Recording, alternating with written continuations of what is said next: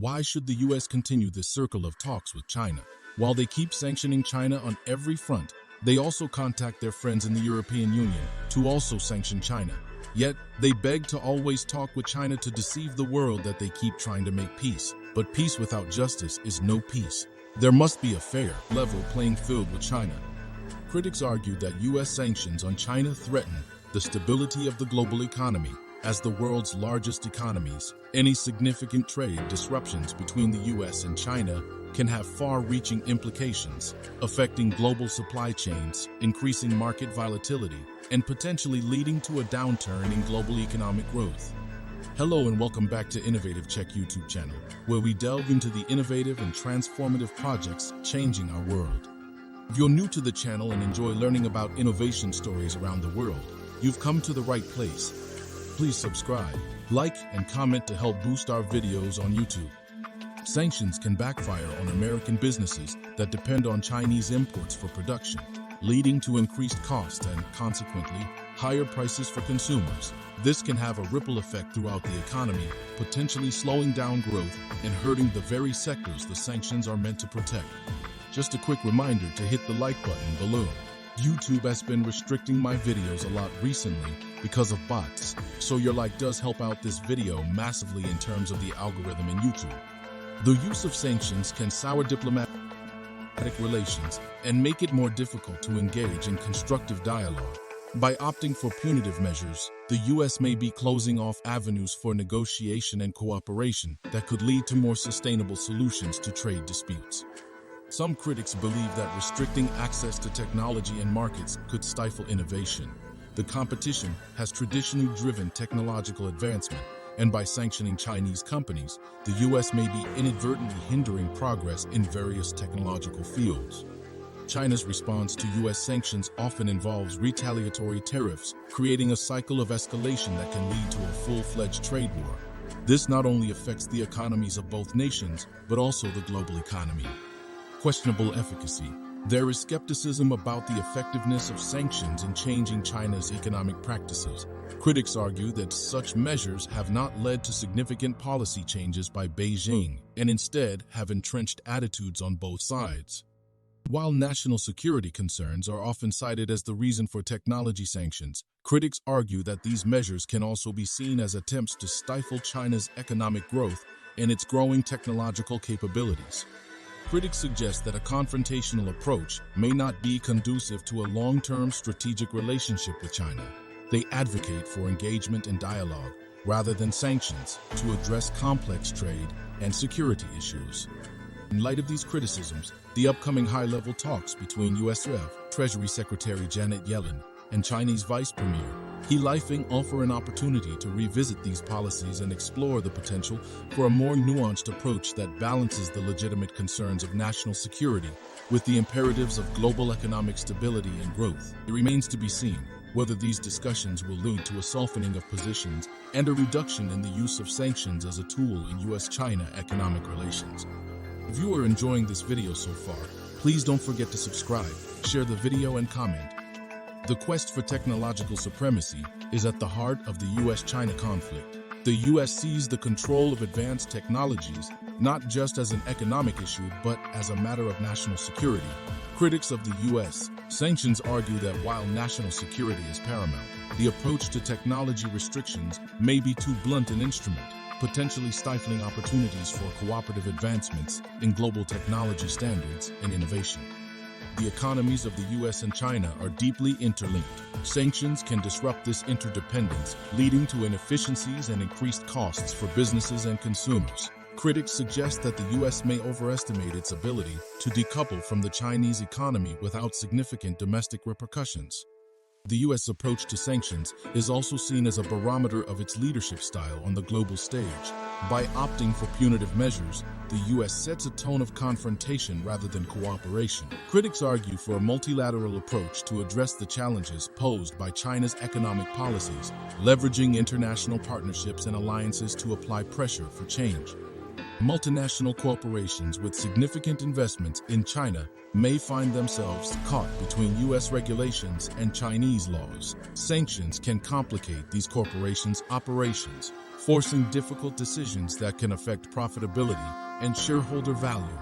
Critics also point to the role of the World Trade Organization, WTO, and other international bodies in mediating trade disputes. They argue that the U.S. could work more closely with these institutions to address concerns about China's trade practices rather than unilaterally imposing sanctions.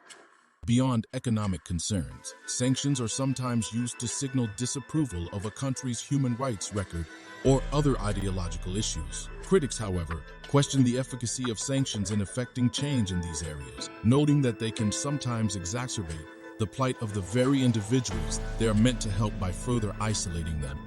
China's response to U.S. sanctions has been to develop its own technological capabilities and to seek economic partnerships elsewhere. This has led to increased investments in regions like Africa, Latin America, and Europe as China diversifies its economic connections beyond the U.S. As the world's two largest economies navigate this challenging period, the choices they make will have far-reaching consequences. Critics urge that the U.S. consider the long-term ramifications of its sanctions policy, advocating for a balanced approach that safeguards national security interests while promoting a stable and prosperous global economic environment. The ongoing talks between high-level U.S. and Chinese officials are thus more than just a negotiation over tariffs and trade barriers. They are a litmus test for how the U.S. will engage with its primary economic competitor in the years to come. The outcome of these talks may well determine whether the relationship moves toward greater cooperation or further conflict. If you are enjoying this video so far, please don't forget to subscribe, share the video, and comment. One of the arguments against the U.S. strategy is that it may inadvertently push China towards greater strategic autonomy. As China seeks to reduce its dependency on the U.S. for critical technologies and markets, it may accelerate its own capabilities in areas such as semiconductor production, artificial intelligence, and biotechnology. This could result in China becoming a more self-sufficient rival, potentially decreasing the leverage the U.S. has over China in the long term. Critics also point out that the U.S. could potentially achieve more by working closely with allies to present a united front in negotiations with China. The European Union, UI, for example, shares many of the U.S. concerns about market access and intellectual property rights in China. A coordinated approach could have a stronger impact than unilateral actions. There is an ongoing debate about whether U.S. sanctions and tariffs are the best tools to induce reform in China's trade practices.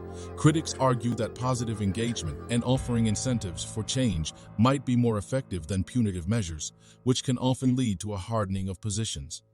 U.S. agricultural and industrial sectors have been significantly impacted by the trade war with China. Tariffs have made American goods more expensive and less competitive in the Chinese market, leading to loss of revenue for American farmers and manufacturers. Critics suggest that a more nuanced approach could protect these sectors while still addressing the concerns about China's trade practices. Critics also contend that the U.S. actions against China challenge the principles of global economic governance. By acting unilaterally, the U.S. could be undermining the very international systems it helped create, such as the WTO. This might lead to a more fragmented global economy with competing standards and regulations. Understanding China's perspective is also crucial in this discussion. China views the U.S. sanctions and tariffs as an attempt to contain its rise and limit its development. This narrative is powerful within China and has been used to fuel nationalistic sentiments and rally domestic support for the government's policies. The idea of technological decoupling, where the U.S. and China would develop separate technology ecosystems, is fraught with challenges.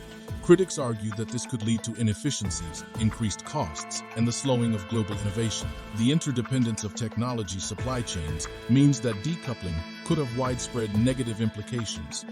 The high-level talks represent a critical juncture in U.S. China relations. The decisions made in these meetings could reshape the economic and geopolitical landscape for years to come.